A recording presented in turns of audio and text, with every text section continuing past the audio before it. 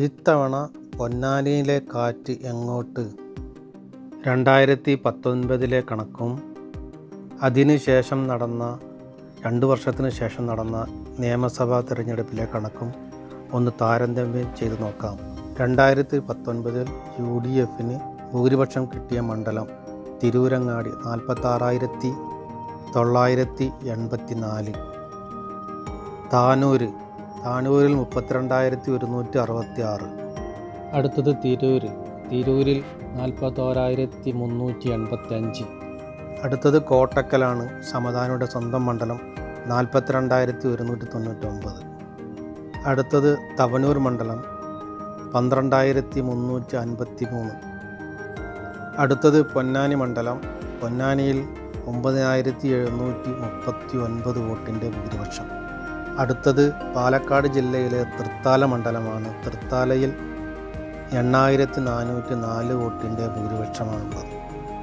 ഇനി 2 വർഷത്തിന് ശേഷം നടന്ന നിയമസഭാ ഇലക്ഷനിൽ UDFന് ഭൂരിപക്ഷം കിട്ടിയ മണ്ഡലങ്ങൾ ഏതെല്ലാം നോക്കാം.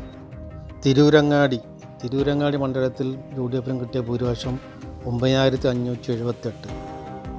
അടുത്തത് തിരൂരിൽ 7,214 വോട്ട്.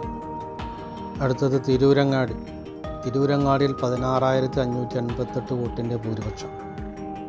ഇനി LDF വിജയിച്ച മണ്ഡലങ്ങളും ഭൂരിപക്ഷവും ഒന്ന് നോക്കാം. താനൂരിൽ 985 വോട്ടിൻ്റെ ഭൂരിപക്ഷം. അടുത്തത് തവനൂരിൽ 2,564 വോട്ടിൻ്റെ ഭൂരിപക്ഷം. അടുത്തത് പൊന്നാനിയിൽ 17,043 വോട്ടാണ് ഉള്ളത്. അടുത്തത് തൃത്താല മണ്ഡലമാണ്, പാലക്കാട് ജില്ലയിലെ തൃത്താലയിൽ 3,016 വോട്ടിൻ്റെ ഭൂരിപക്ഷം.